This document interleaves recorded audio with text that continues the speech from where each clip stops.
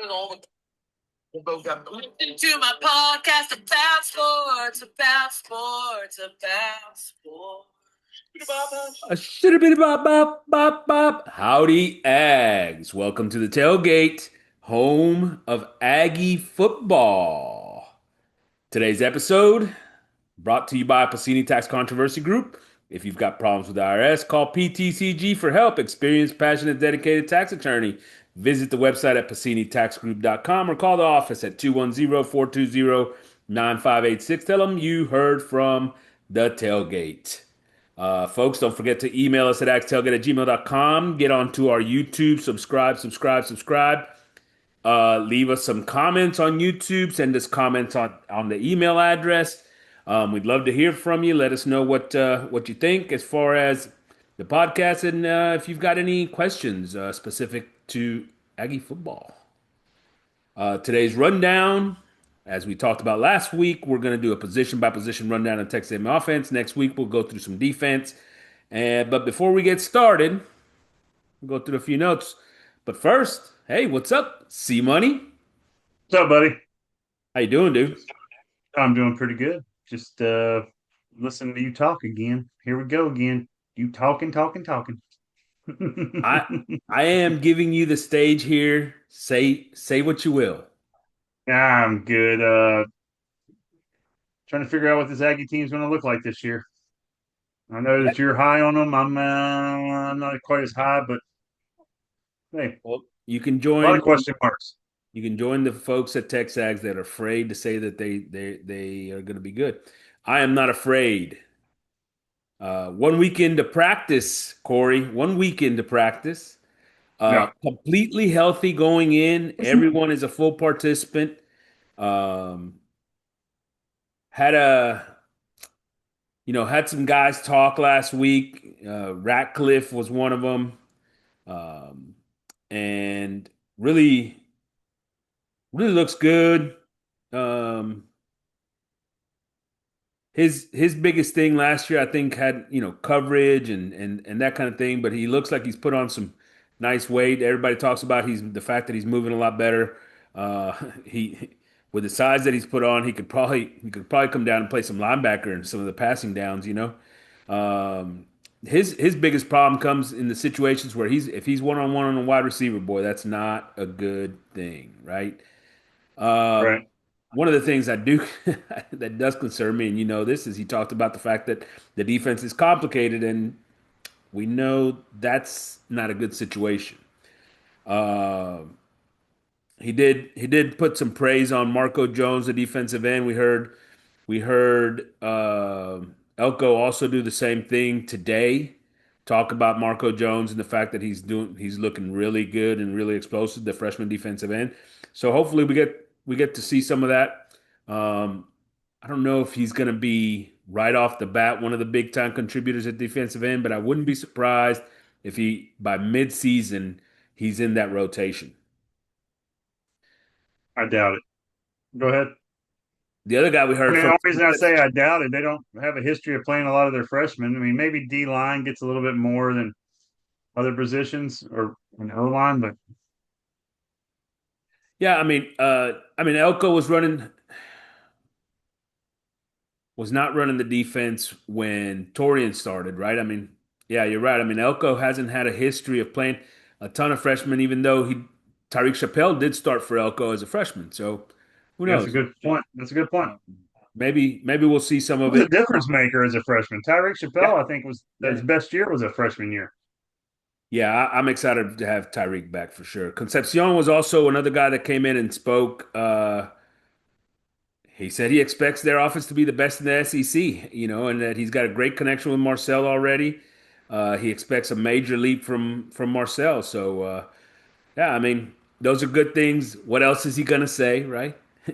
Um, That'd be funny if he came in and said, "Our offense is going to suck. Ourselves just yeah, sucks. we We'll be probably should be lucky to." worried in that situation though. But I mean, Yeah, nobody ever says anything different, right? I mean, they're all there. You know, I guess if they did, then we'd really have a problem. The other thing, did Elko they talk talked. about the O line at all? Did he talk about the O line at all? No, no, he didn't. They didn't really ask him about it. But Elko also in an interview this past week really talked about, and we sort of mentioned it maybe 2 weeks ago, this idea that more you need more NFL players, right? And you know, I talked about the fact that you win more, you're going to have more NFL draft picks. Right. It's not they're kind of looking at it the back way. It's like, oh, we need more NFL players in order to win more. Well, you win more. Doesn't work that way. But Elko actually said something interesting this past week, and it was the fact that one of the things that he's really excited about is all the guys that could have gone NFL last year and decided to stay. So talking about the retention of players that could have gone to the NFL, All right? right. And Go ahead. so he didn't mention the names of who those guys were. So I wanted to bring it to you. All right. So what do you think? Who are these guys? We know three guys that got drafted: first round, second round, third round. Who else could have been in? And I don't care if it would have been seventh round. Who else could have been drafted in that group? I think it was Moss draft eligible last year, Le'Veon. Yeah, If he's healthy, I think that he would have been. I don't know if he would have been drafted, maybe really late, but he would have. I think got signed. I think if he would Uh, have stayed healthy, he'd ended up getting drafted. I don't know how the injury impacts that, but you're right. Le'Veon Moss is a guy that I definitely considered NFL draftable. one or two of the offensive linemen probably. Yeah, Zoom. yeah. But he still needs work. I think. I mean, I don't. Everybody. I mean, I'm high on Zoom, but I still think he needs work. I don't think he's a dominant tackle yet. I think he's great, but I don't think he's that level of dominance where we're talking the old Aggies. You know what I'm saying? The old Jokels and those kind of guys. I think he's more. I don't. How big is he? I mean, he just doesn't No, seem as big as those guys. As dominant, like he doesn't seem to dominate a defensive end like I expect him to. I know what you mean about Zune. I think number one, I tell you, I would say he would have got drafted. I think he's a big time ball player. I think he's going to be all SEC this year. He The thing about him is he's more technique than dominance, right? And Yeah. so you don't see him just maul these defensive ends and that kind of thing, right? Right. That's not how he plays, but he's always in the right spot. He's always getting the block. He's moving his feet. He's doing the things that he has to do. I like Trey Zune a lot, and it does seem like and I heard him speak also, and he talked about the work he's done in his legs and to get stronger, right? And that's a big part of, I think, something that he had to work on, right? And so I expect him to do even better this year, but I think he would have got drafted last year as well. I agree with him. Let me think of probably a couple of defensive backs. Armaj Reed Adams is the other offensive lineman that I think probably would have got drafted. I mean, everybody's talking very high about him being like the best guard this year, so on and so forth. So he could have been drafted. What was the other guy's name that used to be on the other side of Zoom, the left tackle? I always thought he had a lot of talent, but he always had like, Fathery, yeah, well, that guy Fathery, was huge. Fathery's bad, but for some reason, I mean, he's him and Crownover are splitting at right tackle, right? Crownover may be a guy that could have gone and gotten drafted just because of his size and athleticism, right? Guy's a big dude and pretty athletic. He probably could have got drafted. Yeah, I mean those guys are How about Amari? How they're big. They about just need Amari? some who Amari Mari who. Daniels, the tailback. I mean, you and I were talking before we came on. Phil still has Amari as like the third on the depth chart. I love Amari. He's been nothing but productive when he's on the field. But Yeah, I like the guy. I think he's super professional, man. He really takes care of business. He does a lot of the little things too, right? Like he's probably our best pass protector, as far yeah, as running backs concerned. Um, and he's just one of those guys that's kind of a natural running back in the sense that he's got vision, right? right. He's kind of does everything well, but nothing excellent, right? It's one of those things. But I like him, and I think he'd be a great addition to any team because I think he would also do all the other little things. You know, if they need him to play special teams, whatever, I think that dude would sign up. But you're right. I don't know that he gets drafted. How about defensively? How some guys there defensively? Oh, D backs. I think the defensive backfield is stacked with NFL talent right now. I think Well, there's. Will Lee would have got drafted last year. I'm talking about getting drafted this past year. Will Lee? Oh, I got you. Yeah, Lee. Was How about Scooby? Chappelle draft eligible last year? Who? Chappelle. Yeah. I mean, I've always been a fan of his. I'm not sure. I mean, I thought he I don't know covered how the better. injury impacts it, but yeah, I think when he goes out this year, I think he'll be drafted. Yeah, he well, the D line. I'm not real confident. In a lot of those guys, they would might have been walk ons. Like Hal, he seems like he needs to put on some weight. Um, I think Cassius Howell last year would have probably been a late round draft pick, maybe. yeah, Uh, maybe I think he'll have a chance. I think he'll Regis. get I don't drafted think this year. Regis. Mm, He just gets overshadowed. I think he does a good job. yeah, He can keep his motor going the whole game. Hicks still. I don't think he was draft eligible, but I think no, he he's primed. I mean, I think York. He's not he wasn't draft draft eligible. eligible last year anyway. Yeah, but Scooby? York How about is Scooby? seems a little small. Yeah, I think there's some guys that are probably that would have been fringe last year. Guys that, by the way, in prior years under maybe Jimbo would have left. And I think this is sort of Elko's point in this conversation is, some of these guys in prior years might have gone, right? Right. And then ended up not drafted for that matter, right? Yeah. And Sitting at and home in this watching us. situation, probably partially also because of NIL, right? It helps that, hell, if you know that you may be a seventh round draft pick, come back, make just as money, and maybe next year you're in a better position. It probably helps there. So yeah, I mean, I see his point, right? And I'm glad that these guys came back. I think it's best for them. I definitely think it's best for Texas A&M, right? I mean, we're going to Absolutely. benefit from that, but I think they will too. And I think that's the important thing, and it does give you some semblance of confidence in Elko and what he's done with the camaraderie and sort of, that environment inside the clubhouse, right? Right. No, I agree. Um, Anybody else? Anybody on special teams? I don't know Hey, if they would have got, but I do think that both the specialists on this team are going to be really solid. So I think the punter is excellent. The well, kicker, that's punter. We're punter you, baby. yeah, punter, you baby. We Uh, are we not? yes, yes. Yes. Claim to So fame. yeah, yeah, yeah. No, absolutely, and I think the kicker's good. He's got to. I think this year he's really got to get some consistency about him and see how he does. He's been a long leg guy too, so Yeah. he can hit some longer field goals. Um, and then I don't. I'm not really going to spend a lot of time talking about either the deep snapper or holder or whoever. Could be NFL prospects there. We are also deep snapper you. That's correct. There you go. I'm telling you. No, Elko also had, said that he feels like Regis is underrated.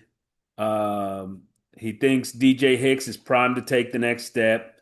He expects a good year from Onyedin, who's coming in from Iowa State and is going to be that other guy in that rotation, right? Okay. Um, so just from the conversation that he had, and today. He went into, some other points, and let's see. Let me get down in here to take to some of my notes from today's stuff, right? We all heard about Brooks getting arrested. Yep. It's a small thing, but it's going to get handled internally. I don't expect a lot of that. He was, I don't know if I'd say like super excited about Niblock, but he, continues to progress, and he's definitely a threat as a receiver. One of the things that he talked about that I was really interested in hearing was the defensive line in general and the defensive tackles, because he did talk about those three top guys defensively. in the inside in All right, Regis, who are you talking about? Hicks, Hicks, Regis, and Regis, Onyedin, right? The transfer. And okay. that is the guys that make him feel real good about things. But there's also three younger guys that I think have a chance to get into that rotation. Evans apparently is having, former five-star guy, really having a strong start to camp and want somebody that they've challenged to get that position, to get into that rotation because he's got the physical tools. And so he's had a good start to camp. I think he needs to be one of the guys that gets into that rotation as well, right? All So right. that you've got a solid four-man interior rotation with maybe a couple of the freshmen sitting in behind them in rinks, or Sanders kind of deal that come in and get some spot duty from time to time. But and also allows those young guys to kind of get in there and get ready for next year once some of the older guys are gone too. But you know, yeah, Evans is a guy that's got to get into the mix, if you ask me, for this defensive line to be top of the line, top of the SEC. He's got to be part of that. See, that's something I don't expect. I expect a big drop off on the D line. I expect a, but that's the thing. It's like every year it's going to be like that. You're going to have drop offs, and because I expect our offensive line to be up, our D line to be down. I expect our receivers, because I don't know anything about these guys. We have so many new receivers. I expect them to be down, the tight ends to be down. I expect the quarterback play to be up, the running back play to be up. I expect the defensive backs and the linebackers to be better. But so I mean, you take the good, you take the bad, Yeah, right? he also talked about, one of the and he talked about Marco Jones, man, and he and Bateman both talked about Marco Jones and the step that he's taken even since the spring. So they're really high on that kid. Once again, I don't know that he's going to be a huge difference maker in the beginning part of the season, but the way they talk about him right now and his development and the things that he's done throughout, not only the spring, but the summer, and now starting into fall camp, I do think that he's in that rotation at defensive end, even with as many people as there are in there. And I know today we're more focused on offense. We'll go through the offense, but next week we'll really talk a little bit more about where that defensive unit sits and who's going to be getting reps, right? Yeah, One of the things that he also talked about it offensive wise is the rotation with the offensive line and the things that they're doing there. So, at center, I think right now you're looking at Coley, who started all last year, right? And then Mark Naboo, who's coming back from that injury. And, I think that's going to be your primary rotation at center. But he also right. talked about the fact that Trey Zune's getting some snaps at center, right? And, Why? and I think the reason for that is that one, both of those guys have had injuries, right? Both Coley and Naboo have had injuries, so they need a third guy that can go take snaps, right? You want to take wait. You want to take your left tackle, one of the most important positions on the Well, field, let me tell you why. put him Let me tell on you why. center. Let me tell you why. The other Go reason ahead. that they're willing to do that with Trey Zune is that with Crownover and Fothery, who have both been playing right tackle, they've got two tackles that they really trust, and so they could be a better unit five across with those guys on there because of the fact if there is an injury to one of those first two centers, right? And so and so, I think they're worried about what happens in an injury situation, and that's why he's that guy because they haven't found that next guy that they trust yet at center. Yeah, One of the young see, guys, I think, eventually gets a spot in there, but they're not ready to put one of those guys in there as that guy. So they'd rather have right. Trey Zune in there, and I don't blame him for that. I think that's good job being prepared, right? Yeah, I mean it is, but I just, I mean, you got a guy you just talked about being first team All SEC left tackle. Oh, hold on, let's move him to center. I mean, there's Yeah, not no, other options. You can't get Fothery or Brown over to do snaps. no, those guys are not centers. Yeah, no, those guys are not Why? centers. Some Brown people over are, played some tight people end a aren't. little bit, didn't he? Huh? Brown over played tight end a little bit. They lined him up tight end. Sure, sure. Tight end. He's still 6'7", you know? Hell, The offensive lineman, are you? How big Zoom's a big guy? yeah, but not as big as Crownover and Fathery. I'd love to have a huge guy like that. Oh, can't see I'm just over. saying. I'm just saying. You What know, about a couple of Basantis? things. Basantis would be a great center, I think. Yeah, I think Hey, we didn't talk Basantis about him either. I like could that kid a snap lot. if he could snap, right? If he could snap. I mean, that's just practice. So some people for some reason can't snap. You think so? You think anybody can snap, but that's not the case. Maybe go Uh, through hips or whatever it's called, the Chuck Knobloch. You can't snap it. yeah, exactly. Uh, one of the things, and like I said, we'll get more into the defense, but I wanted to bring this in here because he talked about it, and him, Elko, and Bateman both talked a little bit about schematic wise what's changing, right? Having talked about the fact that there was a big problem with the big plays that they were giving up, and something had to change. They asked him about, okay, so what's changing? And it's interesting to me because I kind of got a feel that one, as I've said before, right? Elko's not changing, right? His defense is going to continue to be complex. It's going to continue to require a lot of different things, a lot of movement and all that stuff. And so that's not changing. What his response to that was is that now a season into this where they're able to really emphasize some of the things that were problematic last year and getting guys to actually get to the places where they're supposed to be getting to, especially he talked about it being on the edges, right? They got beat on the edges a lot, big runs especially. And so he talked about that. I think that scares me, right? That scares me because of the fact that you know, it means that they're not adjusting the scheme necessarily, that they're just trying to get the players to get to these spots. And so it scares me. We're going to have to see exactly how that works. But on the other side of that, Bateman did talk about the fact that they thought last year they asked, and especially they look at these defensive ends, Scorton and Stewart, who didn't get a lot of sacks. They said, well, we asked these guys to do a lot of things in coverage and things like that because of some deficiencies in our secondary, and What? and that's what he said. Hold on, and we're gonna ask them to do. They're gonna get the more opportunities to just rush this year, right, and things like that, right. It sounds like they're gonna give those defensive ends more opportunities to rush instead of sit there and cover, right. I think that's a good answer, but we're gonna have to see how this all plays out because once Exactly. again, the scheme is not going to change drastically, other than the fact that maybe they do apparently some different things with those defensive ends, maybe, or allow them use them more as rush guys, or I don't know. We'll see. Yeah.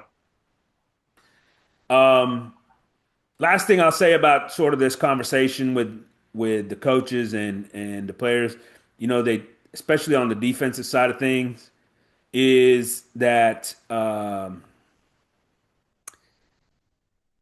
they've talked about, look, five guys from last year that got a ton of reps in Des Ricks, Lee, Ratcliffe, Brooks, and Anderson in the secondary. And their commentary about it was that, with these guys and the experience that they have, there is a lot more communication on the back end right now. People working, not to say that those are all the guys that are starting, because I think he made it very clear that Chappelle's the best cover guy that plays nickel, right? He's going to I was be to say, it's like you didn't even say Chappelle's name in that whole. because he didn't play last year, right? But Yeah, I guess. but the conversation is about communication, right? How many blown assignments, yada yada yada, right? And so work these guys have now played together for an entire year, and how much that should help this secondary and getting things right. Now, let me be clear here. I don't really care how much they're communicating. If Ratcliffe ends up one on one on a receiver going deep, that's a bad call. You understand? So, they can be talking all the way while the guy is beating his ass down the field, right? I don't care. Right. So unless you fix some of that and it take care of those issues where you're making sure that those safeties specifically aren't sitting there down the field one on one of the best receivers on the other side of the ball, then okay, I'll take that as a win. If you tell me you're fixing that, perfect. You know, but many of their coverages ask those safeties to come down and jump the intermediate routes, leaving guys over the top, the corners over the top. Well, okay, the corners at least you think have a chance, right? I'm okay with Will Lee being one on one down the field. Des Ricks, I don't know if I'm there yet. Supposedly he's gotten a lot better, right? Yeah. We'll have to see that. Um, but I also think that you have to be able to use those safeties at times as your overlap player, right? As the guy that, takes care, helps those corners, tries to get over the top, makes big plays on the ball, things of that nature. Yes. That guy's Absolutely. Anderson in this defense, isn't it? Isn't it Anderson? I mean, it's not Ratcliffe. It's not really Brook. The both of those guys can be more in the box type guys, aren't they? Well, I think Brooks would be more of it than Anderson, but is that I feel like Anderson they used him more like a Chappelle did the first year, where they got him in the backfield a lot, but you never know. I mean, that's the thing about Elko's defense. You never know what these guys are going to do. I mean, you might have the defensive ends playing covering wide receivers and safeties rushing Yeah, the quarterback. I mean, you just never know. That's his philosophy, I think, is to keep you on your toes, but it backfires and gives up big plays. yeah. I, it does worry me that you to a certain extent, one of the things that Bateman talked about was losing Chappelle was such a blow for this defense because both of them said he was the best cover guy there at the nickel, right? Best cover guy, no That's a tough question. position to cover. That's a tough one to cover. And and so he could play one on one and stay on a receiver and those things. We know he can because he's been doing it for 3 years at Texas A&M, right? There's not a question. Right. And so he was that guy, but then they lost him early.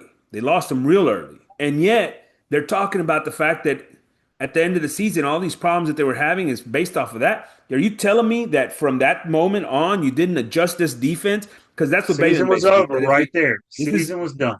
yeah, this was our scheme, right? So we had it really messed up our scheme because of the fact that Chappelle was out. It's like, dude, you were 7-1 in week after 8 weeks of the season. Like you haven't by then you haven't made an adjustment in order to try to differentiate things, change things, do whatever you need to do to put your personnel in the right position to play. I mean, that's a problem to me. Well, it's been a problem with the Aggies for years. They're not developing players. They're not getting. I mean, like who Chappelle's back up this year? Say the same thing happens again. Um, probably Shaw, the transfer from Washington. Okay. I Um, mean, so yeah, I mean, and I don't like I said, we'll go more into the defense, but like I just what worries me is this mental the way they're mentally rationalizing things, right? Like they're the things that they're telling themselves. It's weird to me. I don't love it. We'll find out this year, though. We'll find out this year. Can this group of defensive coaches, Elko, Bateman, and their staff, come in there and fix the problems that they had last year? However they fix them, can they do that, right? Can this defense be better? Which they need. that's the biggest thing to me is if Mike Elko can make adjustments year in, year out. Jimbo couldn't do it. It's the same freaking thing every year. It was annoying. And the offensive side of the ball, defense, Elko was there. He did a good job. But I'm talking about coaching wise, you have to make adjustments. I mean, play to your strengths, right? Is that what you do? Isn't that what you do in football? You play your strengths. I Absolutely. mean, And to me, it was interesting because last year prior to the season, I don't know if you remember this, but Mike Elko literally said, this is the best group of defensive talent that I've ever coached. Hands down. and Right? and How'd that turn out? How'd that turn out? exactly, And now you've exactly. got the folks over at Texags and Mike Elko saying we didn't have enough talent, right? We didn't have enough NFL talent. Come on, man. Come on, man. What you just said? He had the most talent. He said it. He said it himself, right? Like it's I don't want to hear the excuses. Now you've got to it's time to, put up or shut up, right? We'll see. Yeah, And the point that you're making about Jimbo is exactly correct, right? Because Jimbo couldn't give up his system to fit his players, to do the things that his team needed for that team to get better, right? He wouldn't do it exactly. offensively. Here's going to be the question because Elko last year made a big show about, hey, We're going to do whatever we need to do to put our players in the best people positions to succeed. We're going to put in the players that and sort of scheme around the player's talent, right? Not my scheme, but the things that are best for the players. Well, here we are in year two. Can they do that? Will he make changes to his scheme, or is he going to be just as stubborn and saying, no, what I do is what I do, right? That's what I want to know. Hmm. Um, I mean, I hope that's the biggest thing. I hope he is man enough to admit that, hey, this is what I have to do to be a better coach. I need to not drop my defensive ends into and let them cover grass. You know what I'm saying? I need to get Hal after the quarterback because that's what he does. You know what I'm saying? That's what you have to do. I don't want to see DJ Hicks and Reed just drop it into coverage. it's always interesting to me because I don't think most people know this, right? But when folks talk, they look at NFL coaches sort of at the highest level, they look at college coaches at the next level, and then high school coaches somewhere down below that, right? But anybody Right. that knows anything about football understands that things don't go that way. Things happen first at high school level, then the colleges catch on, and then they start using them, and then the NFL catches on from colleges and they start using them. Think about the whole RPO and all that stuff. Dude, we were Yeah. doing that thing and that stuff in high school 15 years ago, 20 years ago, right? And then eventually it made its way into the college system and they started using it a bunch. And now the NFL folks are starting to implement it as well, and guys are using that, right? That's the way things go. That's the way things move. It's up, not down, up. Where I was going with this mostly, though, is high school coaches, because of necessity, have to adjust their systems all the time. Right. Because if you're sitting in 3A Gonzalez High School, you don't get to go choose your players to match your system, right? It's like, okay, Right. this year I got a quarterback, this year I don't. So what are we going to do? What are we going to do different, right? And that's coaching. That should be coaching at the college level. That should be coaching at the NFL level. But sometimes those guys, like I said, are a bit too. But the difference between that is you get to pick your players at the college and pro level. You get to pick them. You're picking. You were not recruited this guy because he can do this, or we recruited that guy. I do agree with that. But even when you pick your players, when they get to your place, you figure out, hey, this guy's really good at this, maybe not This guy this. sucks. Yeah, this guy Or this sucks. guy Why the hell sucks. are we getting him? Right. Yeah, I got you. So just because you recruit certain attributes, when they get to your place, the things are a little bit different. You need to learn how to maximize their skill set, right? That's just part of it. Hey, I read something funny. I was gonna tell you real quick. I read a thing. There was like four Aggie quarterbacks that are starting in college football this year that have started for the Aggies. Something like that. Do you know who they are? Haynes King, Zach Calzada, uh, Showers, Stowers, who's Well, playing tight end at Vanderbilt, right? he's playing tight end. No, our backup from last year, I think, is starting at West Virginia. Oh, Jalen Henderson. Yeah. Oh, wait, hold on. You haven't. Yeah, we haven't talked about Connor Wigman, Oh yeah, Wigman. That was it. That was Wigman too. There's five. Isn't that five then? and If you just us. So count five, obviously, we count got Marcel Marcel. Reed, and we got Marcel Reed that's starting. Who would have guessed that?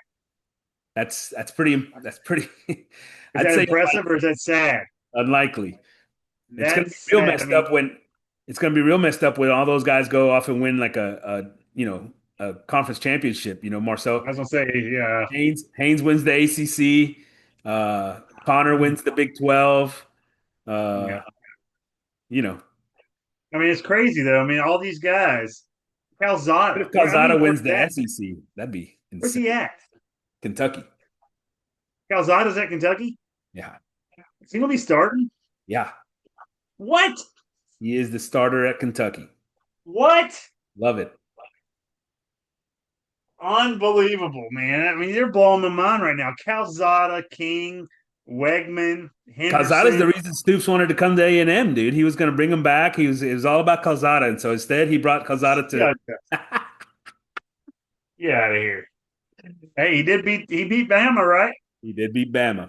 Hey, speaking Wow. of quarterbacks, Get the Aggies got their first commit for the 20 class of 2027. ESPN number three quarterback out of Georgia, Jace Johnson, big 6'4" athletic kid.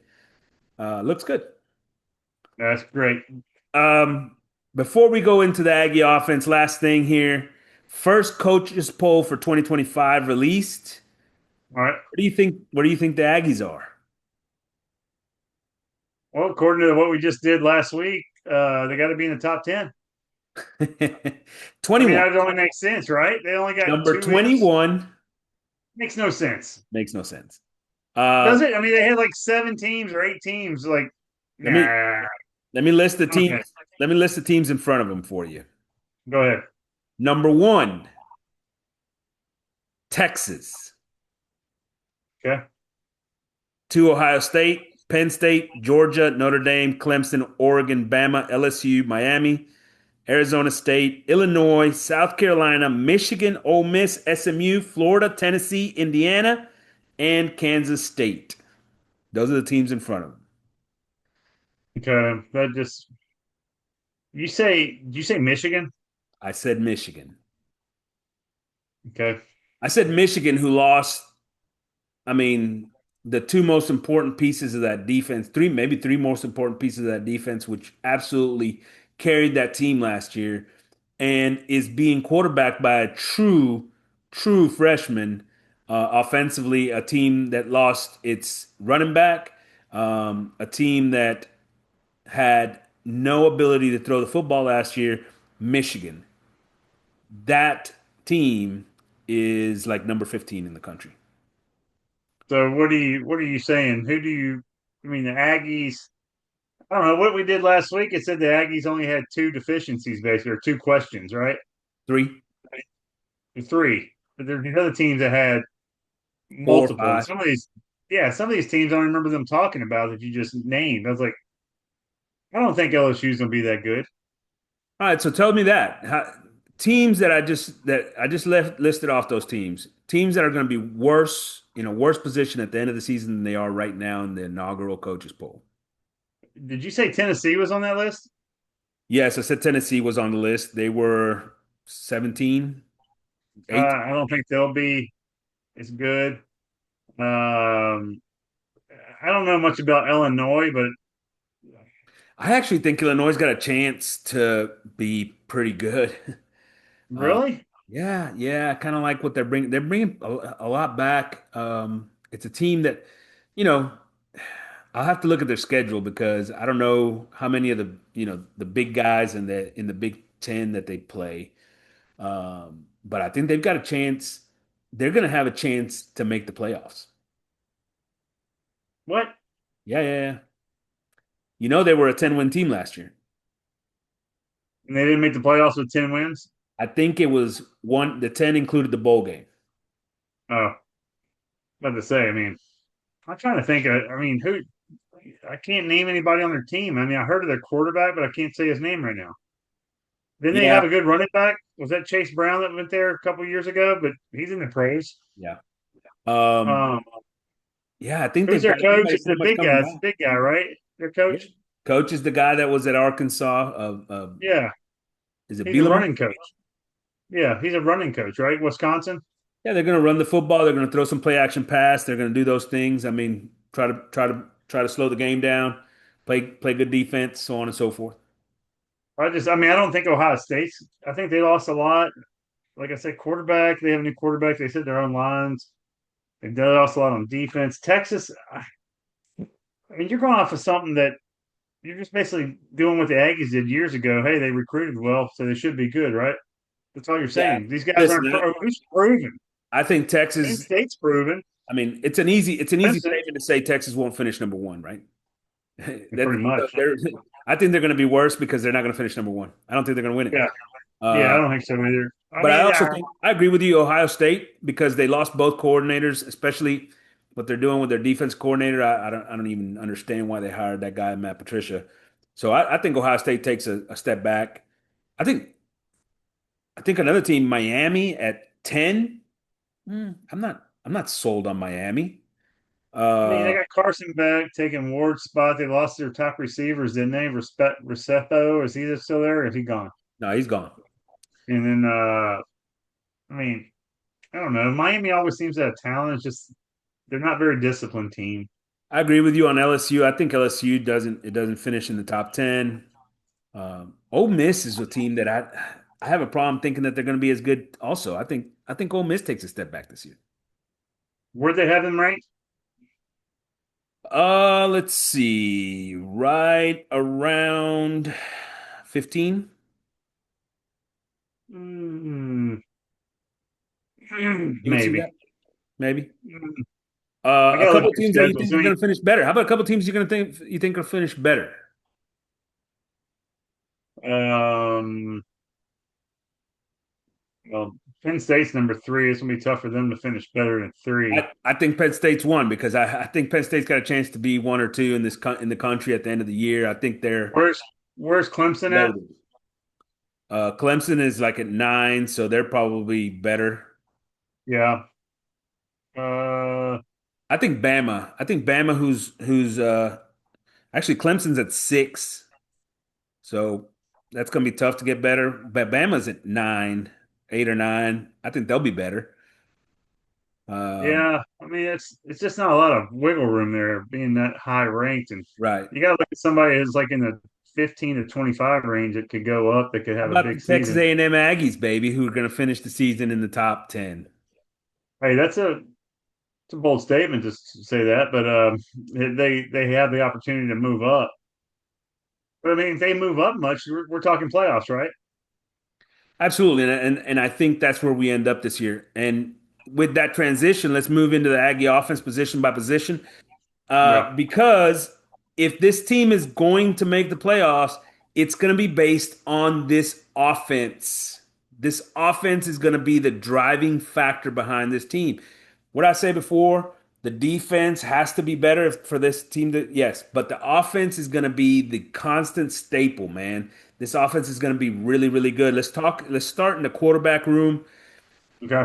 Corey, this team right now has a ton of depth at the quarterback with scholarship players. I don't think there's another school in the country that's got this kind of depth, right?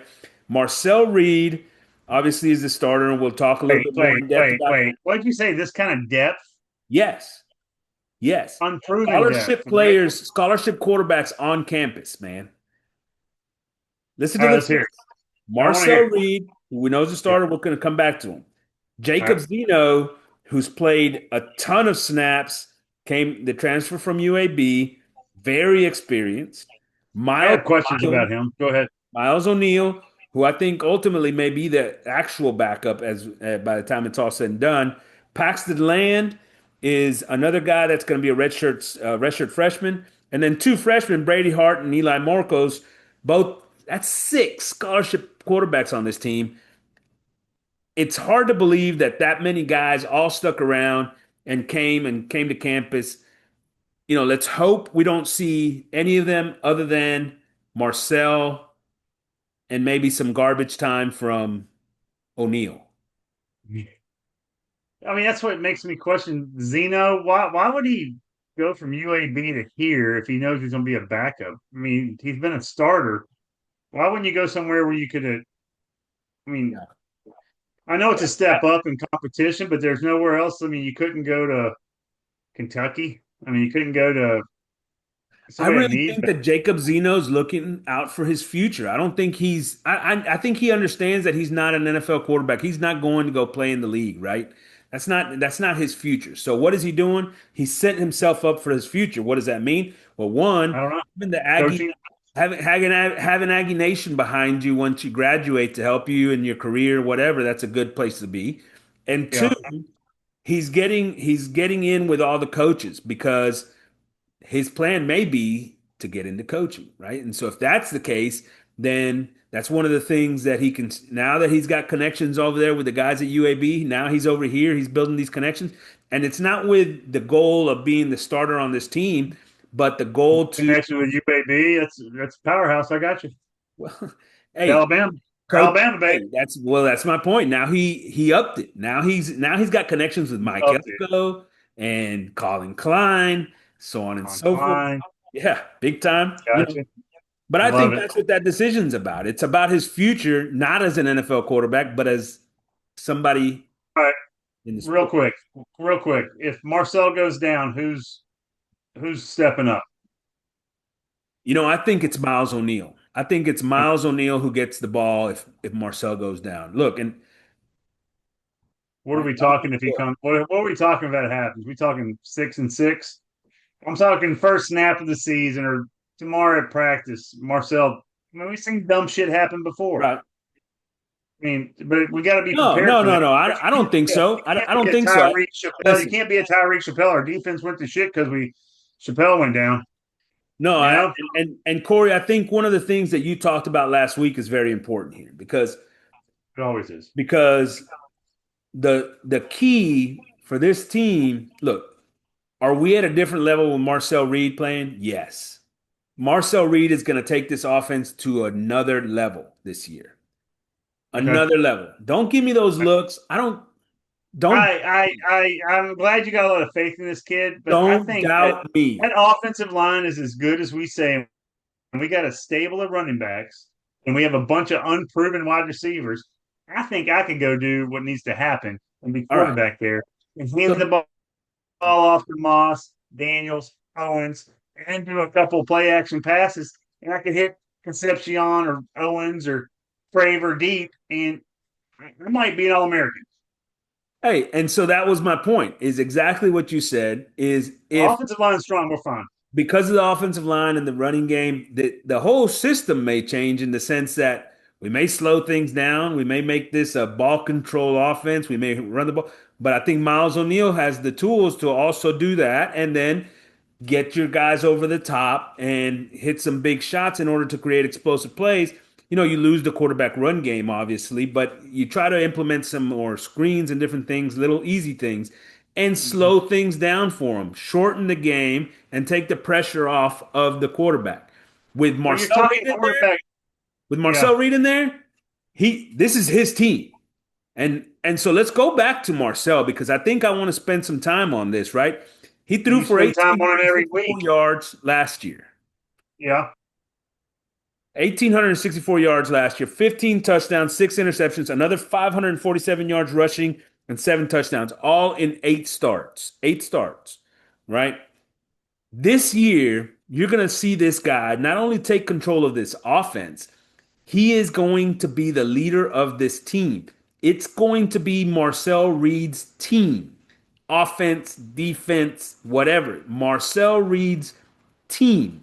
And I expect the dude because look, go watch him, go listen to him every time he talks. Go watch him around other players, man. He's got a great sense of, you know, I mean, like personality and character, and people follow him. They're attracted to him. They like hanging out with the dude. Like he's got that persona. He's got that Johnny thing going, right? Like just his persona, the character. And what he does, but what he has on top of that is the work ethic, unlike Johnny, right? This dude is a coach's son that has been working through, I mean, since he was a little kid through football and learning and learning and learning. All the dude did this offseason was sit in there and hell, he took the wide receivers out. He invited them to Tennessee, back to his hometown, all kinds of stuff. I mean, the dude has been an absolute worker inside of the playbook, in and out, constantly in meetings with Colin Klein, which Colin talked about today in the press conferences. I am super excited for Marcel Reed. He is going to be the leader of this team in 2025. He is already the leader of this team in 2025, and his numbers are going to be great. The success rate is going to be great. This offense is going to be great. Don't doubt me. I'm telling you, don't worry about the offense. In a Ugh. big part, because that offensive line, by the way, it's going to be pretty good. Well, I agree with that. I think that's what I'm saying. If you put one of our 4 or 5 quarterbacks that are starting at other teams now behind this offensive line, they wouldn't beat other teams. You know what I'm saying? I don't think that Wegman or Cal or you know what I'm saying. These guys. Haynes King. God, they were getting killed behind the lines they were behind. That's why they kept getting hurt, Yeah, knocked out. I mean, that was each one bad of those coaching guys on the we talked offensive about line. got hurt, didn't they? Yeah, no, absolutely, and that's very true. But I don't think any of those guys are going to be able to operate this offense in the way Marcel is going to operate it. I don't think any one of those guys would be able to operate it at the level Marcel is going to operate it this year. Which one of those quarterbacks is a future pro out of all the ones we talked about? You think Marcel's the highest ceiling? Yes. I think you're wrong. All right. Who do you think it is? Well, I'll tell you who it's not. I don't think it's Haynes King. I No. don't think it's Henderson. I think Wegman, if he gets a chance to show what he can do, I think Wegman's got a lot of talent. I think Look, he's a I very agree with talented that. kid. I think he got screwed in the coaching situation and screwed with that offensive line. I think he Yeah. got gun shy. I think I think he's the top pro prospect out of that group, and maybe Marcel's the second. I agree with you I with don't see Wegman. I I think don't see he's Zach. talented. I think he's talented, and I think he's going to do great things at U of H this year. I think they're going to be pretty good. He's going to be pretty good at U of H, a lot better than he was last year. I think Marcel's got a higher upside. I think Marcel has got Oh, a higher upside, and he's got a real feel for this game. He's got a real feel for this game. I'm excited to see where he goes. I hope you're right. I'm going to predict his numbers. Okay. Oh You yeah, I love ready for this. This is this? he's going to shit now. This sucks. Go ahead. You ready for this? Kiss of death. I hope he 100 touchdowns. Go ahead. 5,000 yards. In the regular season, so 12 regular season games, Yeah, over 3,000 yards passing, over 500 rushing yards, and over 30 total touchdowns. that's like you're getting him. Are you giving the Heisman Trophy right now? What are you doing? No, I I mean, mean, it could I mean, be. I, He could win the I mean, Heisman. I mean, he's just throwing for 300 yards a week, basically, is what you're saying. That's He's 250 a 300 week, by yards the a way. 250 a week, week. and what is that? Like 50 yards on the ground, maybe 40 to 50 yards. Are those 30 touchdowns? Are those passing touchdowns, or all together? Combined. I think combined. Okay, I mean, you're 12. That's what's that? Three a week, 2.5 a week, two Yeah. and a half, three touchdowns a week. More than two a week. Yeah, man, yeah, that's that. Yeah. Yeah. Uh, I didn't say they were going to be easy to get. What I said is he's going to get them Going to get him done. as long as he stays healthy, Yeah, right? put his Look, name on the Heisman right now. there there was times last year when he was the offense, like the entirety of the freaking offense last year. There was Yeah, I times when agree. he was the entirety of the offense last year. Any big plays that this offense made were made by Marcel Reed. And now give him a little bit I of disagree support. with that. There were some big runs by Moss and Daniels, and I said at times. I said at you said all the big plays were made by him. I'm saying we had some big plays by those guys. I think Walker had a couple, one or two big plays, not many. Well, if Walker Thomas made had it, it's a because of couple. a great Thomas throw had by a couple. Marcel, probably. Thomas had a couple. Yeah, great throw by Marcel. Wegman did play a little bit of quarterback last year. A little bit. I'm I don't know if anybody can tell, but I'm excited to see Marcel this year. I'm excited to see the progress he's made. I'm excited to see this team under his complete control. I love it, man. I'm looking forward to it. He needs to stay healthy. Other than that, man, this thing's gonna roll. Offense is gonna. Gotcha. And to your point, with guys like Jacob Zeno, Miles O'Neill, I think they have enough depth in the situation where if he's got to miss a game or two, that they are okay, right? I I, hope so. if it's longer than that, I don't know that it'll survive, right? But in short spurts, I think they've got talent there. And as we look at that list of quarterbacks, look, some of these guys are going to transfer out in the next year, right? Some of these guys are going to leave. They got another recruit coming next year, another one coming in 27. That's pretty good, right? So some of these guys are going to leave and never play at A&M. But we may need some of these guys. And I a couple of the guys that I like, I told you Miles O'Neill's a guy that I really like. The rest of them, I don't know that I'll ever play down in this at Texas A&M. I agree. I concur. Um, Running Go to the back. screen. This is an area where everybody's very excited. It's talked about. I mean, Le'Veon Moss was leading the SEC in rushing before he got hurt last year, right? 765 yards, 10 touchdowns in 8 games. He would have easily got to 1,000. Easily got to 1,000. Uh, best player, best player consistently on this offense through the first 8 games, right? Yeah, who's great. Now you add to that Ruben Owens, who's coming off, finally being healthy, supposedly through the offseason, right? He came back at the end of last year. He wasn't still fully healthy. That's some of what we've talked about with the coaches. He's still recovering, but he came back because he wanted to get some of the rust off. He's had a full offseason now. He's coming in. Expectations for Ruben Owens are super high. You talk about the fact that you think he is the next coming of Barry Sanders or something. I don't know. Eric Uh, Dickerson, man. Barry Sanders was a lot smaller. Eric Dickerson, high 5-star recruit, really impressive in that sense. He's an Got good incredible hands. athlete, and he can create problems in space, and he's explosive. My question with Ruben Owens is, Give him the ball. well, are you going to get him the Give, ball in space. In in space. space, though? Are you going to Yes. get him the ball where he's most effective, right? Because Yes. as an inside runner, he's not like this super power back or, you know, he doesn't take contact very well, to be honest with you, so far in his college career. Now, look, Right. he's another year in the weight room, so on and so forth. Maybe he's going to get more physical this year. We'd like to see that. Right. But that's one of the things that I need to see from this guy. In order to get to this point of you are this 5-star guy, you got to have be able to take some contact as a running back. You know what I mean? Right. When he's out in the open, man, he is fun to watch. Man, the dude can roll, all those things. What is he going to do when he gets hit? Right? Great running backs take hits. Mm, yeah. The other What guy about that we were talking about is Amari Daniels, and Amari, I think is underrated. We talked about it a I little gotta give bit. I gotta give Mike Elko some credit. I can't believe he kept off all these running backs. I mean, I gotta give him some credit for that. Yeah, That's impressive.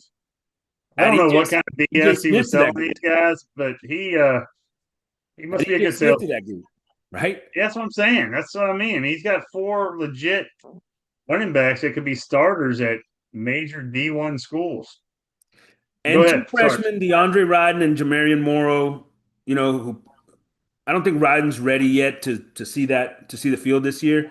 Morrow's got some. Oh, he's got a little bit of giddy up to him. He's got some nice features. Maybe he can get some plays here and there. But I don't think either one of these guys is going to get a ton of time either way. And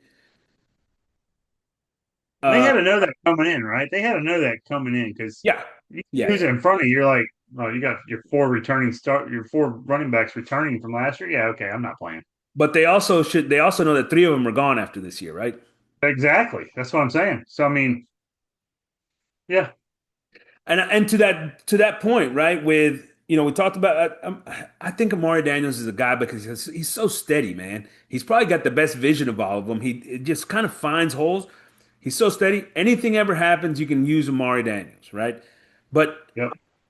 but what I wonder, and I'm going to ask you this question: why would EJ Smith be in the game? Why is EJ Smith ever in this game? I don't know why he's here, to be honest with you. That's the one I don't know, understand why he stayed. Well, Because that's as a look what senior, happened last year. We lost two of them last year, right? All we had were EJ and Amari left. yeah, but wouldn't you start giving reps to the freshman? The guy that's going to be your next guy up? That's Probably. better, by the way, Yeah. Demarion Moore. If I'm giving somebody reps throughout this season that other than the first three of those guys, it's going to be Right. Demarion Moore. That's what I'm Yeah, I doing. hear you. Because I Gotcha. need him to be ready next year to be the hoss, right? To be the guy that's carrying the load. Yeah. And No, I agree with you. and I like EJ. He's got some ability to catch the ball, but if I'm going to throw the ball to somebody, I'm probably going to do it to Owens, right? I'm probably going to I'm get the not ball sure. to I'm Owens. not sure. I'm not sure you do like EJ after all the stuff you just said. It's kind of hard to say. I'm not sure why EJ's here. Why would he play? I like him. I love the guy. He's Good great. dude. But Really why good would he dude. play? His dad was a I mean, Hall of Fame running back, you hear man. yourself. Oh man, this guy, he's great. But why would he play? No, it doesn't make any sense. All right. Let me ask you this. Go ahead. Does Le'Veon Moss go over 1,000 yards this year? Healthy? Yeah. We might have two backs over 1,000 yards. If, All right, so if here's my next question. Does yeah, Ruben Owens go over 1,000 yards? And let's combine passing or catching, receiving, and rushing. man, I don't know if he's going to get that. Man, that's a lot of touches between those backs. That's a lot of touches. I mean, what's our total rushing offense? Do you think between you got a quarterback that runs, three running backs that are going to want the ball, and you got some scat wide receivers and Bussy and Carver, whatever his name is, that they're going to do end rounds. I mean, you're losing touches. You only have so many touches for these athletes. So So if you last year, and part of this is how long a run can they make, right? Because if you make the playoffs and you go a couple of rounds deep, you're playing 15 games, right? And then you've right, got a much more bigger opportunity to get to 1,000. But for yeah, example, last year, Ohio State had two running backs go over 1,000 and had two right, receivers go over 1,000, right? that was Two a good running backs, offense. two receivers. So, is it possible? It is, but it's probably more likely if you're going deep into the playoffs. Um, that's why I kind of said with Owens, maybe it's between receptions and rushing. Maybe he can get there. Um, You didn't even put Daniels on that list. You don't think Daniels will get that many touches? I don't think Daniels is going to get enough touches, and if it were me, I think Daniels would may be my number two straight up running back, and then Owens, kind of my gadget What's guy. I Owens? don't know. I'd have to Third down back? look at that, but yeah, I think and Amari, I think is going to be productive. I think he's going to have some good games, and he's going to, maybe 500 yards again, like he seems to have every year. You know, Gotcha. um, but I feel good about the running backs, and I do think you had like you said, add uh, I had Reed's rushing totals to this. I mean, you're probably looking at what 3,000 yards rushing altogether, That's a lot, man. He's supposed 2,500. to, well, I'm just saying, if he's throwing for, I mean, total offense, you're looking at 700 yards a game of total offense between his 300 yards passing a game and 300 yards rushing a game. And you know what I'm saying? Before you know it, I mean, you're looking at that's a big games, right? That's pretty big. Yeah, and I think I said I A lot expect of the offense to be points. pretty good. A lot of points. All right, so let's talk about the tight end room. You got Nate Oh, Borkature, you got Theo Miller Nordstrom, you got Amari Niblock, Coyote Armstrong. You know, those are it's gonna kind be of a the short conversation. ones there. Micah Riley, another transfer guy. Yeah. I have no expectations for these guys. None. I have no idea. Theo, is he the one returning from last year? Yeah. He's big, decent Here- hands. Here's my problem with this group of tight ends. None of them are exactly like this phenomenal blocker, right? Like that's the guy we need. Like this. Are any of them phenomenal receivers? I mean, what are they phenomenal at? Any of them? That's what Well, I'm saying. I think suppose this will be a everybody talks about Niblock being this big time receiver. Whatever he had like four catches last year, but four catch.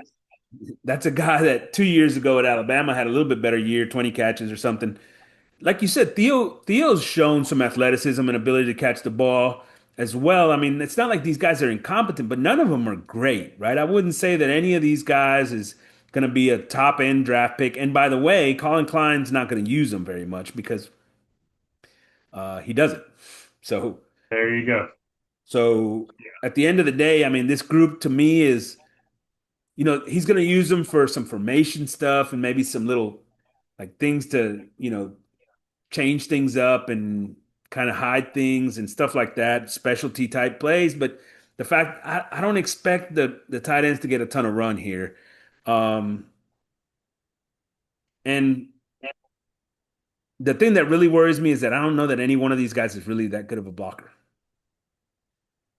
They're Uh, not good receivers, not good blockers. I mean, I'm looking forward to the tight end position this year. I got to give it to you. I can't wait. which means that we're going to have wide receivers on the field. And that's a good Yeah, thing. That's a good yeah. thing. This group, Casey Concepcion, Terry Bussey, Ashton Bethel Roman, Mario Craver. A guy that doesn't get talked about much, but I think should is the Jonah Wilson kid, transfer from U of H. Um, then you and Isaiah Williams, yeah, and you got the freshman Jerome Miles and TK Norman, who are both freshmen. Uh, let me get something off out of the way with the freshmen. Look, Jerome Miles, I think eventually is going to be a big time type player. He's got the athletic skill set. He's 6'2", 220. However, he just got to campus. He's not fully healthy. He's got a long ways to go. All right. So this year, he's not the guy. TK Norman, I think, is a guy that's having a good camp and everything else, and he's a pretty good athlete, explosive at 6 foot tall. Once again, I think in later years, right? Those guys are later year guys. So let's stick to some of the older class, upper class guys. And the guys that I think are going to be your top two, in my opinion, are Concepcion and Bussy. Okay. You haven't seen a lot of Concepcion. I went and Yeah. watched a bunch of tape on this dude. Look, this guy can do it all. He's a dynamo. As a freshman, they would put him in the backfield and hand him the football. He'd run between the tackles. They'd give him the ball on jet sweeps. They'd give him the How ball. tall is He's only like 6 foot. he? Okay. I didn't Uh, know he was that tall. I thought he might be shorter than that. he may be shorter than that. He may be Okay. 5'11". Yeah, okay.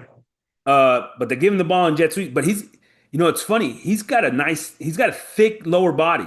As small as he Yeah. is, he's got a pretty thick lower body. So he does a very good job of actually breaking tackles. He can make plays with the ball in his hand. He they give him the ball, with screens and different things, but he runs really good routes. And even as a freshman, he was really good at running routes and separation because, they talk about him being fast.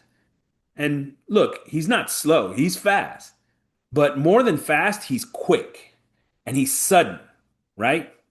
Yeah.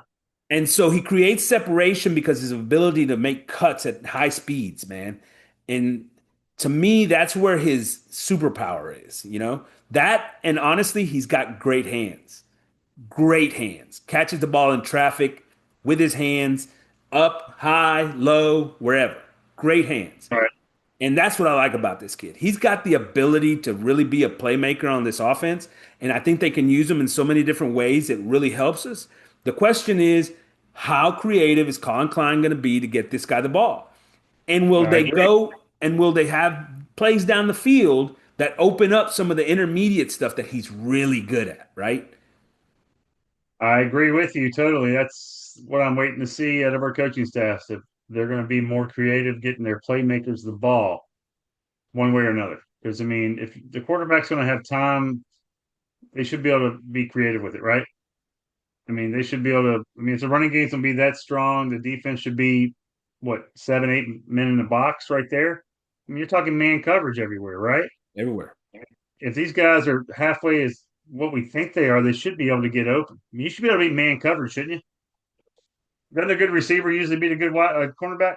As long as that cornerback can't just sit on your route, right? Which is what the problem was with Jimbo, which was the problem part of last year, too. Those cornerbacks didn't have to be afraid of anything. They could just sit on your route because they knew what was coming. There was no Yeah. creativity in what those routes were. Everybody wants to blame the receivers here for the reason there was no separation. It wasn't a receiver problem. It was an offensive coordinator and play calling problem, right? Cornerbacks Right. and defenses weren't afraid of this offense going deep on them and creating big explosive plays. All they knew that all you had to do was go take away the out route, take away the hitch, and take away the slant. Done. You know what I mean? Done. Yeah. I mean, And there were. so I thought we were going to see more rubs and stuff like that. I didn't see much of that at all. no, and that's my point, right? So they have to be able to develop some of those things, some rub routes.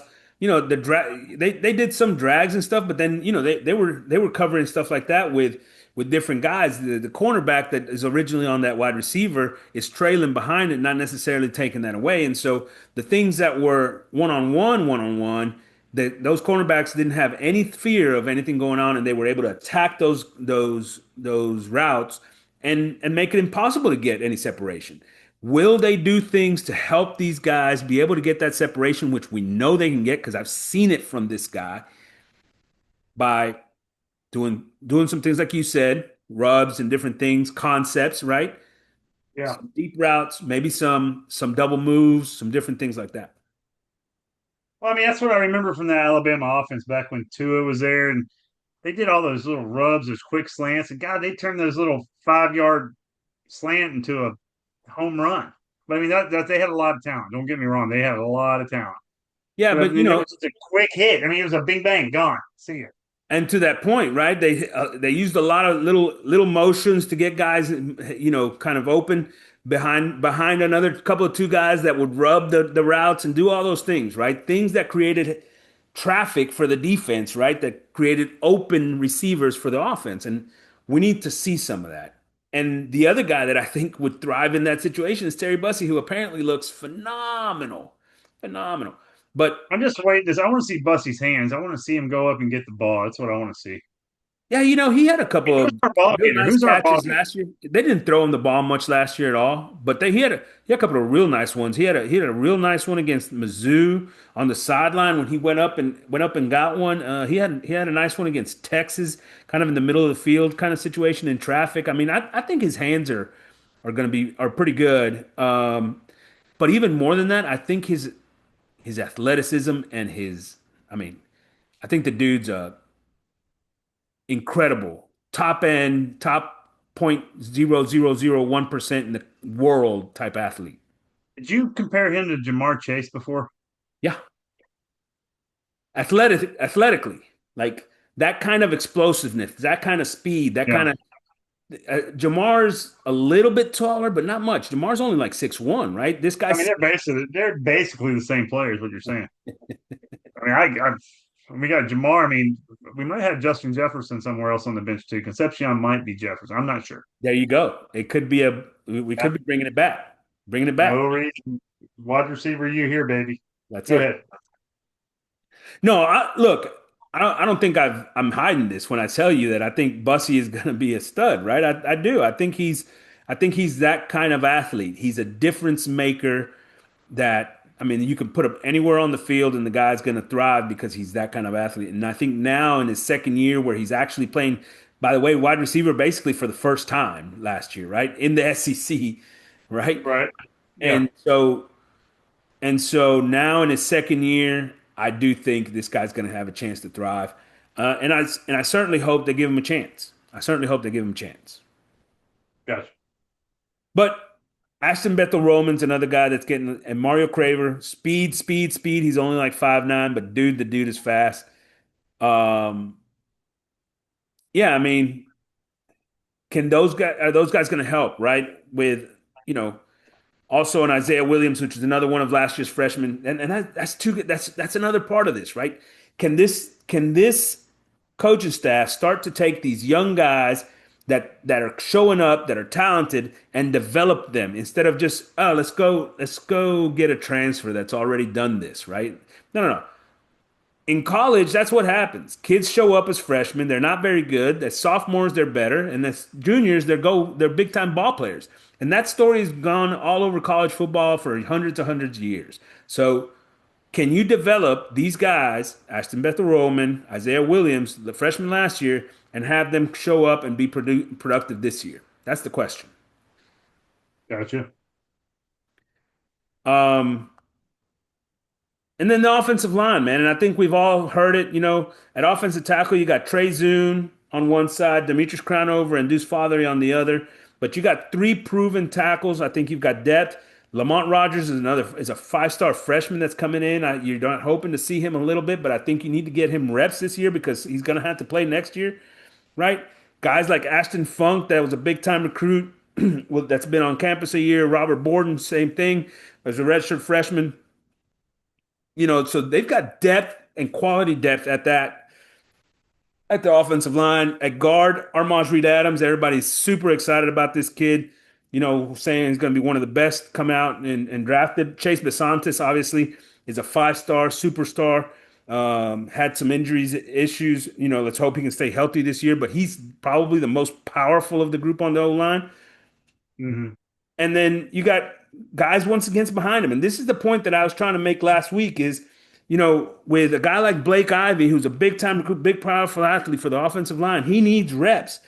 Afua, another redshirt freshman that's a big time prospect, needs reps. This guy's gonna be a starter next year. You know, a guy like Nelson McGuire, another big time recruit, true freshman. You know, these guys, and maybe the true freshmen you don't give the reps to, but these guys that are red shirt freshmen, they need reps. You got to find time to get them reps on this offensive line behind all of these experienced guys that are all going to be gone next year, by the way, right?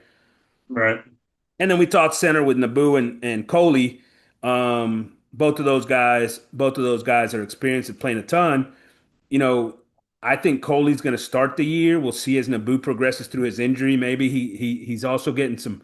You know, they're probably splitting some time at some point. But that offensive line has got a ton of experience, and I think it's going to be the best offensive line in the SEC. I'll let you That's a comment. bold thing. From where they were, what, 2 or 3 years ago, that's big. I mean, we've had a feeling it would come because a lot of them, Zune started as a freshman. Father got a lot of playing time. Crownover's been getting playing time. They had to get better. Yeah, Had to. But I mean, they lost. I thought, what's the guy's name they lost? It just transferred out. I thought was good. The Dewberry. Yeah, Dewberry. I mean, that's a loss, but they're still so deep and talented, man. And they're That's set what's up for the incredible future. to me. They lost, I think, three guys on the offensive line to transfer that, and but the depth is so crazy that they're still stacked. Yep. Um, the good part is offensive line coaching has gotten a ton better. Uh, where do you see, right before we go to questions from the tailgate, where do you see this offense ending up at the end of the year in the SEC ranking? If the receivers and I don't know if I don't expect much out of the tight ends, so it's going to have to be the receivers. But our passing game can be.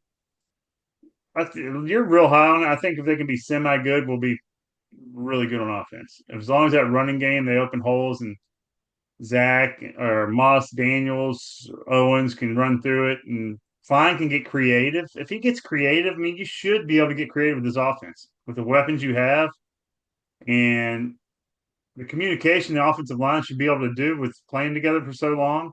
I mean, you got, like we just said, 3 or 4 players have been there for a while. And I think you have a bunch of future NFL players on that offensive line. That Moss is probably a future NFL player. Owens possibly. I mean, there's a lot of future NFL talent on that offense. I'm not sure. Like I said, the receivers are unproven to me. The tight ends are non-existent to me. Um, but if what you're saying is right, I mean, we should average more points a game than we have in the last decade. I think that's easy. That's an easy thing. I think this offense is top five in the SEC, maybe top three. I mean, the one thing you're forgetting is he going to slow it down and run the ball and protect his defense because our line's not as deep as last year. Do you want to save your defense and play a ball control game? Which I mean, that's what I would do if I have a powerful offensive line, a unproven tight ends, wide receivers are question marks still. I know you're high on them. I'm still questioning them. I wouldn't take as many chances downfield. I'd play a ground and pound game. I'd hit you and keep hitting you until you show me you can stop it. That's Yeah, me. I do see that scenario as well. There's a possibility that they do slow it down and ground and pound. I still think that they're going to be super efficient and they're still going to have some explosive plays in the passing game. I and so and maybe it's on a per possession basis type thing, but I think they're a top three offense in the SEC this year. I do. That's bold. That's really bold. Top three. You heard it here Heard it here. live. Who Question from the tailgate. Question number one. Who's going to create the most explosive plays on offense? 20 yards or more. Oh, it's easy. Ruben Owens. Ooh, I like Easy. it. I like it. So Easy. yeah, well, I like that. I I think mean, it's if you would say like 5 to 10 yards, I'd say Moss or Reese because he's pretty. He's gonna take off and run. That's gonna be explosive. Reed. But yeah, but if you get Ruben Owens, like I said, you get him opportunities in space. Let me give you Boom. a little context to this. So last Yeah.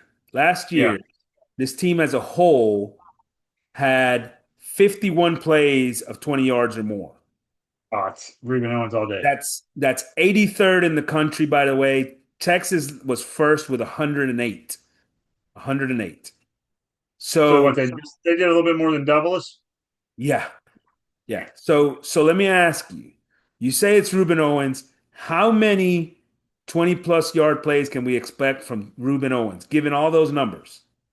Well, I mean, probably at least 20-yard plays just by him. I don't know, 15, 20. It depends. I mean, what's an explosive play? 20 yards or more. Mhm. Yeah, I mean, I'd say 15, 20. You get 20 from him. You got Concepcion getting you 10 to 15. Bussy another 10 to 15. Moss, Reese. I mean, we're probably looking at 70 to 80 20-yard plays. Well, I don't think the offense needs those explosive plays right now. I think we're I going to be a think they ground and do. pound. I think they I do think need we're the going to be explosive ground and plays. pound. And I think it's Terry Bussey that gives you the most this year. And I'm going more than 25. That's like more than two a game. Isn't that crazy? That's yeah, Okay, let me yeah. dial it back. 24. Okay, even better. There you go. You're Question ooh. number two, offensively. What do you Mhm. want to see from Klein in year two? We've been talking about it. More creativity. Get your athletes the ball in space. Show that you know what the hell you're doing. Like your play calling. Are you setting something up? I want to see him set something up. Set up the play action. Set you know, anything in the rounds. You set it up though. I mean, get it where it really surprises the defense. I want the defense to look off balance. Yeah, I think if I had one thing to say, it'd be explosive plays. I mean, being ranked 83rd in the country in explosive plays is not a place where you need to be, especially not with a quarterback like Marcel, and the talent that he's got around him, the offensive line talent that this team has. I think this number has to be a lot larger. You need to be in the top 25 in explosive plays in the country. That's the kind of talent you have on this team. Offensively, as an offensive coordinator, you need to put the players in a position to do that. That would be my number one. And how you do that in the is definitely going to involve deception. It's going to involve some misdirection. It's going to involve some trickery. All those things that people like, you know, Sark over there at UT and Kiffin over there at Ole Miss, they all implement. Let's start seeing some of those things to create explosive plays. Explosives, baby. That's what I want to see. All right, I hear Corey. you. Hey, real quick, it's Klein on the hot seat this year if the offense doesn't improve. He should be. Klein. He should be. Okay. All He right. should be. I thought you had him on the hot seat last year. Um, well, he got a second year. I gave him a second year. We'll see what happens. Good for you. Good for you. That's good coaching right there. Anything else, Corey? What do you think? I'm excited, man. I'm ready for the season start. What we got? 2 weeks till week zero or something? 2 weeks from this weekend, maybe? No, no, 3 weeks from this weekend. I'm just glad our balance in our thing is looking good. I mean, we were up 400 or 500 bucks, man. I'm glad. Yeah, not What anymore. what's that? What's that? We'll talk about it later. I love it. Gig 'em, Jack, Aggies. C later, buddy. Money, AP, signing out from the tailgate.